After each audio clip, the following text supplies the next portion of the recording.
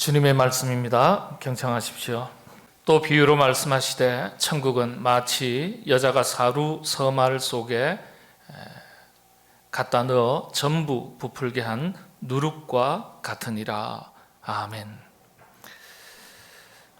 얼마 만입니까? 지난 5월 11일 대통령과 정부는 드디어 엔데믹을 선언했습니다. 6월 1일부터 다음 달이죠, 적용한다고 그렇게 말을 했습니다. 지난 2020년 1월 코로나19 전염병이 국내에 처음 발생한 지 꼭 3년 4개월 만입니다. 이에 앞서서 5월 5일 WHO 세계보건기구는 공중보건 비상사태 이 해제를 선언했습니다. 모두에게 반가운 일이 아닐 수 없습니다. 2020년 1월 이후에 초유의 사태 속에서 모든 것이 얼어붙다시피 했던 일상들이 이제 드디어 본격적으로 회복되는 신호탄이 될 수 있기를 소망합니다. 교회 사역도 물론입니다. 아무튼 하나님께서 다시는 이 땅에 그와 같은 비극이 없도록 우리 모든 인류에 대해서 긍휼의 은혜를 더해 주시고, 또 어긋나고 아직도 여러 가지 일상이 회복되지 못한 여러 가지 현장 가운데 하나님께서 은혜 주셔서 모든 일상들이 회복될 수 있도록 인도해 주시기를 바랍니다. 한국교회 신앙의 대선배들 중에 김교신이라는 분이 있습니다. 제가 몇 번 말씀을 드렸는데 이분의 책을 제가 몇 권 가지고 있는데 읽을 때마다 감동이 있고, 읽을 때마다 제 자신을 들여다보고, 또 읽을 때마다 참 성경 말씀을 읽는 듯이 참 깊은 은혜를 경험하게 됩니다. 이 김교신 선생은 1901년 4월 18일 함경북도 함흥에서 태어났습니다. 20살 때 일본 동경 유학생으로 지내던 중에 노방 전도를 보고 듣다가 성령님의 감동으로 인해서 예수님을 영접하게 되었습니다. 그날이 토요일이었는데 곧바로 그 다음 날 주일에 가까이에 있는 교회에 등록해서 신앙생활을 시작하게 되었습니다. 이후에 참 이 성경 말씀, 하나님의 말씀을 더 깊이 알아가고자 하는 욕심이 생겼던 것 같아요. 그때 일본에 마침 세계적인 성사학자 우치무라 간조 선생이 있었는데 이분을 찾아가서 신앙 훈련에 문화생으로 들어가게 되었습니다.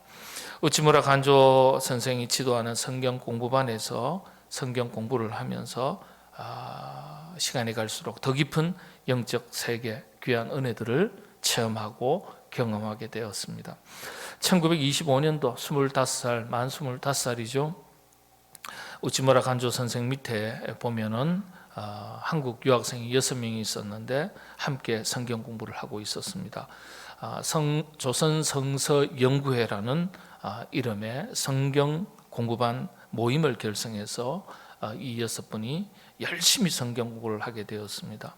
당시 모임에 참가했던 인물들 중에 여러분들 잘 아시는 함석헌 선생, 송두율 선생, 이런 분들이 참가를 했었습니다. 김교신 선생을 비롯한 6명은 이 조선을 성서 위에 세우겠다는 목적을 가지고 이 모임을 시작했습니다. 그래서 그런지 모임 장소 입구에 간판을 걸어뒀는데 그 간판의 이름을 성서조선이라고 했습니다. 써서 딱 붙여놓았습니다. 성경적 가치와 정신 그리고 신앙을 바탕으로 그 당시에 일제의 핍박 속에 억압된 고통받는 한반도 땅을, 조선 땅을 다시금 회복시키겠다는 의지를 담은 것이다. 그렇게 우리가 생각할 수 있겠습니다. 하나님의 말씀, 그 성경으로 이 땅의 한반도의 백성들의 정신세계를 깨우치고 혼을 깨우치고, 또 기독교를 통해서 이 땅의 백성들에게 새로운 정신을 불어넣어서 마침내 세계 자주 자립 독립국가의 기틀을 세우는 것을 목표로 정했습니다. 일제 강점기 시대에 많은 애국지사들이 무너진 나라의 국권을 회복시키기 위해서 정말 얼마나 많은 희생을 했는지 모릅니다. 생명을 희생하고 또 피땀 어린 노력들을 기울였는데, 이들 중에 종교를 통해서 이 한반도를 다시금 회복하려고 노력했던 세 사람이 있었습니다. 그 중에 한 사람이 불교의 만해 한용운 선생이죠. 그리고 우리가 알고 있는 동학, 천도교로 나중에 이름을 바꾸죠. 동학의 최재우 선생, 최재우 교주라 그래야 될까요? 자생한 민족 종교죠. 동학이라는 말은 어떤 뜻이냐면 그 당시에 서양 문화들, 문물들, 가치관, 어떤 사상들이 밀려 들어올 때 우리의 것을 잘 지켜야 되겠다고 생각해서 서학에 반하는 우리의 것을 지키자 해서 동학이라고 한 겁니다. 동학, 서학에 대항한 동학, 그런 뜻입니다. 그러다가 나중에 이제 최시영 거치면서 이게 이제 천도교라는 이름으로 바뀌죠. 자, 이런 천도교가 있었고, 또 다른 한 사람은요, 바로 기독교의 김교신 선생입니다. 근데 만해 한용운 선생은 민족적인 시인으로도 널리 알려져 있고 독립운동가로도 높게 평가받는 것에 비해서 우리 기독교의 이 김교신 선생은 교회 안에서도 그렇고 우리 사회에서도 그렇고 높게 평가받지 못했던 것이 사실입니다. 이유는요, 이 김교신 선생은 기존 제도화된, 교리화된, 교권화된 교회에 대해서 너무 신랄하게 비판을 가했기 때문입니다. 특별히 또 직업적 목회자에 대해서도 강하게 비판을 했습니다. 그러니까 당시 기독교에서, 교회에서 좋아할 리가 없었겠죠. 그래서 그런지 한국 교회 역사에서 이 김교신 선생에 대해서 깊이 다루지를 않았습니다. 그런데 최근 한 20여 년 전부터 기독교계에서 이 김교신 선생의 신앙과 사상, 그분의 노력, 아주 높게 평가하기 시작하고 재조명하기 시작을 했습니다. 한때 교사로서 활동하던 김교신 선생 말년에 있었던 일입니다. 교실에서 학생들에게 민족 정신을 일깨우고 독립 정신을 자꾸 가르치니까 일본이 좋아하겠습니까? 다 감시하는데 좋아할 리가 없죠. 가만둘 리도 없고요. 그래서 결국 일본의 압력에 의해서 교사를 그만두게 됩니다. 그 뒤에 함흥에 있는 질소 비료 공장 기숙사로 옮겨서 사감으로 일을 하게 되었습니다. 노동자가 한 5천 명 가까이 되는데 다 한국 사람이니까 아무래도 기숙사의 사감을 한국 사람으로 쓰게 된 거죠.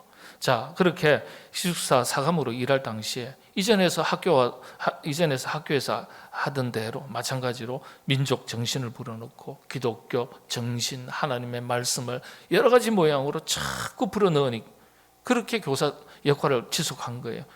이런 노력의 결과인지 몇 달이 지나니까 이 기숙사가 변하고요, 공장 전체 분위기가 변하고요, 노동자들의 그 의식과 생활 자세가 달라지기 시작하는 거예요. 이걸 일본이 모를 리가 없죠. 가만히 보니까 이 김교신 선생이 들어가서 보니까 기숙사 분위기가 달라지고 사람이 자세가 달라지고 이 전체 회사의, 우리식으로 말하면 회사의 공장의 분위기가 달라지는 거예요. 이런 사실을 일본이 눈여겨보고 있었죠. 이후에 본격적으로 그 다음에는 일본이 김교신 선생을 감시하고 제거할 명분을 찾기 시작을 했습니다. 그러던 중에 기숙사에 당시에 요즘은 이제 장티푸스라 그러죠. 예전에는 장질부사라 그러지 않습니까? 요즘은 병도 아니에요. 주사 한 대 맞고 약 좀 먹으면 끝나는 건데 과거에는 그렇지 않고 이 장티푸스에 걸려서 죽어나간 사람들이 너무 많은 거예요. 그래서 이 장티푸스가 전염병이 돌았는데 그 기숙사에 사망자가 너무 많은 거예요. 그렇게 사망자가 나올 때 마지막까지 환자를 돌보던 중에 자신도 이 장티푸스에 전염이 됩니다. 그리고 나서는 얼마 있다가 생을 마치게 됩니다. 사감으로서 많은 노동자에게 한결같이 강조했던 5가지가 있었습니다. 첫 번째는 시간 약속을 잘 지켜라. 시간 약속. 9시 예배면 9시에 딱 맞춰서 오고, 조금 한 5분 일찍 오고, 11시 예배는 11시 예배 맞춰서 오고, 수요기도회는 7시 반이니까 7시 반에 맞춰서 오고, 뭐 개인 생활에 따라서 어찌할 수 없어서 조금 시간이 뭐 흐트러지는 건 있을 수 있습니다. 그런데 습관화된 그 시간을 잘 지키지 않는 게 습관화된 분들이 있어요. 그럼 고쳐야 되는 거예요. 고쳐야 돼요. 예. 자, 그리고 두 번째는 우리가 시간 약속을 잘 지키라. 이것도 있지만 말의 약속을 잘 지켜라. 우리 입으로 내뱉은 말에 대해서 철저하게 지켜라. 예. 세 번째, 거짓말하지 마라. 우리 민족이, 김교신 선생은 우리 민족이 이 거짓말하는 것 때문에 안으로 망했다. 그랬어요. 안으로 망했다. 예. 그러니까 절대 거짓말하지 마라. 네 번째, 모든 일에 최선을 다하고 성실하게 일해라. 처음이나 나중이나 한결같이 초지일관. 처음에는 열심히 하다가 뭐 이렇게 저렇게 하다가 마음에 안 들면 때려치고 뭐 될 대로 해보라, 치아보라, 뭐 이런 거 있잖아요. 네, 뭐 말자 이게 아니라 마음에 들든 안 들든 비가 오든 눈이 오든 뭐 바람이 불든 관계없이 처음부터 끝까지 자기 자리를 지키고 최선을 다해서 성실하게 일을 해라. 다섯 번째는 이웃의 어려움을 돌보라. 예. 특히 이웃의 어려움을 돌보는 것이 하나님의 뜻이다. 이웃 사랑이니까 하늘의 뜻이다. 이렇게 가르쳤습니다. 이 김교신 선생이 생을 마치기 전에 마지막으로 남긴 말이 있습니다. 일본의 체포를 바로 직전에 앞두고 남긴 말인데, 빨리 도피하라는 지인의 권유에 그 지인에게 남긴 말인데, 이 지인이 나중에 일기를 쓰면서 이 김교신 선생이 남긴 말을 기록에 남겼고, 그 남긴 말이 지금까지 전해지고 있습니다. 마지막 남긴 말 제가 하나 옮겨드리겠습니다. 내가 예수 그리스도의 제자로서 평생 가르치며 말해온 것이 사랑의 실천인데, 지금 형제들이 죽어가는데 내가 그 자리를 피하는 것은 동지들을 배반하는 것이고 나 자신을 속이는 것이고 예수님을 배반하는 것이다. 예수의 제자로서 그리고 노동자의 형제로서 내가 같이 병들고 같이 죽는 것이 당연하지 않는가. 참 기가 막힌 말이죠. 네. 김교신 선생은 끝까지 기독교 정신으로 일본에 저항하고 성경의 가치를 전하고 복음으로 자주 독립을 꿈꾸었던 분입니다. 안타깝게도 조국의 광복을 불과 몇 개월 앞두고 1945년 4월 15일 생일 3일 전인데 44세 일기로 생을 마쳤습니다. 나이 44이시면 한참 젊을 때 아닙니까? 아직도요. 근데 그때 생을 마쳤습니다. 우리의 신앙의 선배가 어떻게 말씀을 받고 이 말씀을 믿고 어떻게 실천하고 자신의 인생을 투자했는지 살펴보고 또 이걸 배우는 것이 우리에게 꼭 필요합니다. 김교신 선생이 일관되게 추구한 삶을 가리켜 오늘날 우리 한국 교회가 기독교 교회가 정의하기를 거룩한 좋은 누룩이 되었던 분이다. 좋은 누룩이 되는 것이다. 이렇게 평가했습니다. 이를테면 선한 영향력을 발휘하는 삶이죠. 김교신 선생은 병들고 고통받고 핍박받고 신음하던 이 땅의 백성들과 민족과 조국을 새롭게 하기 위해서 한 시대를 일깨우고 또 하나님의 말씀과 성경의 정신으로 자기 자신부터 먼저 본이 되는 거예요. 이렇게 본이 되면서 많은 사람들에게 참 좋은 영향력을 미쳤던 분입니다. 그래서 그런지 한국 기독교계에서는 교회에서는 김교신 선생을 새롭게 조명하면서 이분을 좋은 누룩 같은 사람, 좋은 누룩으로서 이상적인 그리스도의 상을 보여준 분이다. 이렇게 평가하기 시작을 했습니다. 이분은 목회자가 아닙니다. 평신도입니다. 평신도. 그러니까 기독교가 이 평신도인 김교신 선생을 얼마나 높게 평가하고 있는지 모릅니다. 누룩 이야기 하니까요. 오늘 성경은요. 우리 삶을 누룩으로 비유해서 두 가지로 교훈으로 가르쳐주고 있습니다. 첫 번째는 악한 누룩이 있습니다. 마태복음 16장 6절이죠. 한번 보시면 예수께서 이르시되 삼가 바리새인과 사두개인들의 누룩을 주의하라 하시니 악한 누룩이에요. 나쁜 누룩. 주변에게 좋지 않은 영향을 끼치는 사람을 말합니다. 좋지 못한 사람을 가리켜 말할 때 성경은 악한 누룩에 비유합니다. 반면에 좋은 누룩이 있습니다. 마태복음 13장 33절 오늘 본문 말씀이죠. 네. 천국은 마치 여자가 가루 서말 속에 갖다 넣어 전부 부풀게 한 누룩과 같으니라. 좋은 누룩을 말합니다. 비록 작고 보잘것없어 보이지만은 공동체 속에서 들어가서 다른 사람을 기쁘게 하고 유익하게 하고 영혼의 살을 찌우고 신앙을 성장하게 하고 행복하게 하고 천국을 만들어가는 그런 역할을 감당하는 사람을 가리켜 말할 때 성경은 좋은 누룩에 비유하는 것입니다. 결국 성경에서 말하는 누룩은요, 바람직한 그리스도인의 상 혹은 선한 영향력에 대한 교훈을 담고 있는 비유의 이야기입니다. 오늘 성경 본문은 누룩 비유를 통해서 누룩이 비록 작은 것이지만은 작은 누룩이 끼치는 선한 영향력에 대한 놀라운 결과를 보여주는 말씀입니다. 누룩은요, 하나님의 말씀 그 자체를 의미합니다. 그리고 교회를 의미합니다. 그리고 그리스도인인 우리 자신을 의미하는 겁니다. 동시에 복음의 선한 영향력, 그리스도인의 선한 영향력을 의미하는 것입니다. 좋은 누룩과 같은 교회, 좋은 누룩과 같은 그리스도인을 말하는 것입니다. 가정에서, 교회에서, 우리가 살아가는 삶의 모든 현장에서 많은 사람들에게 좋은 누룩과 같은 선한 영향력을 끼치고 살아가는 것 참 귀하고 보기 좋은 것입니다. 우리 교회와 여러분들이 그와 같은 좋은 누룩과 같은 하나님의 백성들, 그리고 우리 교회가 될 수 있도록 하나님께서 큰 은혜 더해 주시기를 바랍니다. 예전에 유명한 책 하나 있습니다. 빵 굽는 CEO. 읽어보신 적 있나요? 워낙 유명한 빵인데요. 빵 싫어하시는 모르시고요. 우리 어르신들 떡 좋아하시니까 떡집 그러면 아시는데 빵집 그러면 잘 모르시는 경우 있습니다. 저는 둘 다 좋아합니다. 빵 굽는 CEO 책인데 이 베스트셀러 저자인데요. 장안의 최고의 빵 명장으로 이름을 떨치던 분으로부터 맛있는 빵 만드는 비결에 대해서 이분의 이야기를 직접 들은 적이 있습니다. 이분의 막내딸하고 저희 큰애하고 친구지간이거든요. 그래서 제가 동안교회 부목으로 있을 때 청해서 특강도 하시고 이런 적이 있고 여러 차례 또 만날 수 있었던 기회들이 있었습니다. 그런데 그런 이야기를 들었어요. 맛있는 빵 만드는 비결이 여러 가지가 비결이 있겠지만은 누룩에 숨겨진 비밀이 있다 했습니다. 별 차이가 없어 보이는 듯 하지만은 어떤 누룩을 사용하느냐에 따라서 빵 맛이 달라진대요. 그래서 빵 명장들은요, 자신들만의 좋은 누룩을 배양하기 위한 특별한 노하우를 가지고 있다고 했습니다.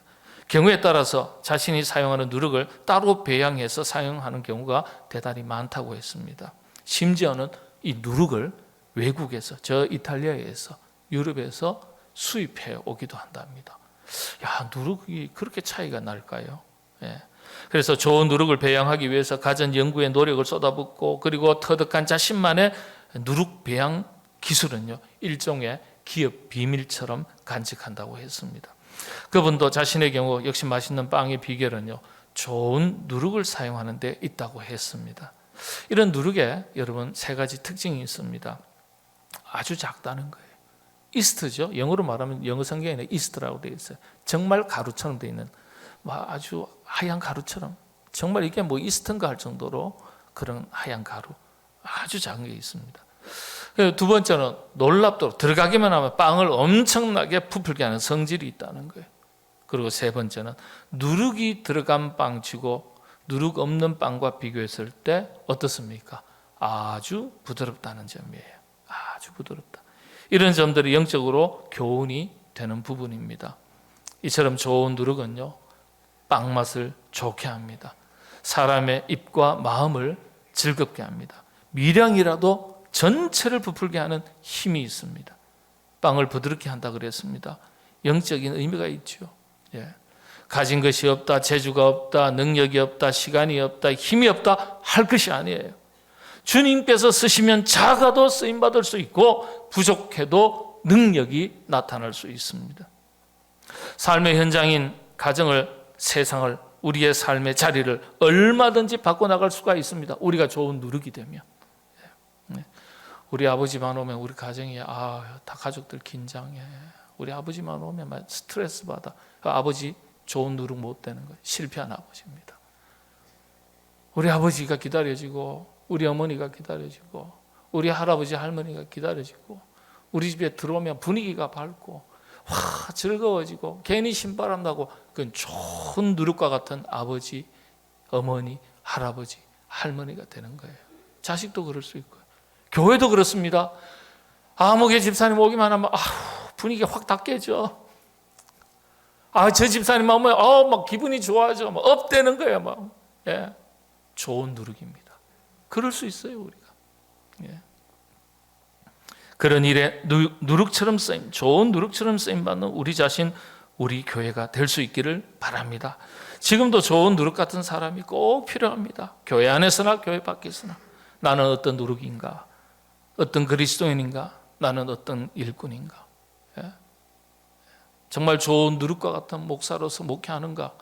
좋은 누룩과 같은 집사님, 권사님, 장로님으로 내가 내 자리를 지키고 있는가? 신앙의 선배 김교신 선생처럼 좋은 누룩으로서 내가 속한 공동체에, 부서에서, 기관에서, 인간관계 속에서 선한 영향력을 발휘하고 그렇게 살아가고 있는가? 돌아볼 수 있어요. 돌아볼 수 있어요. 빵에 넣는 누룩을 성경은 때때로 꽃의 향기에 비유하기도 합니다. 갈라디아서 5장 9절에 보면은 누룩 이야기죠. 적은 누룩이 온덩이에 퍼지느니라. 고린도후서 2장 15절 16절에 보면은 우리는 구원받는 자들에게나 망하는 자들에게나 하나님 앞에서 그리스도의 향기니 그랬습니다. 이 사람에게는 사망으로부터 사망에 이르는 냄새요, 저 사람에게는 생명으로부터 생명에 이르는 냄새라.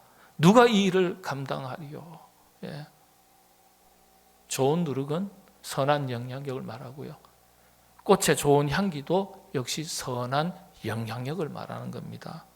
고약한 꽃 꺾어가지고 여러분 실내에 거실에 장식해두는 분 있습니까? 없습니다. 모양은 좀 시원찮아도 향기가 기가 막히면 꺾어다가 향수로도 쓰고요. 화실에다가 거실에다가 다 보관하는 것 아니겠습니까? 사랑하는 성도 여러분, 좋은 누룩이 되시기로 결단하시기를 바랍니다.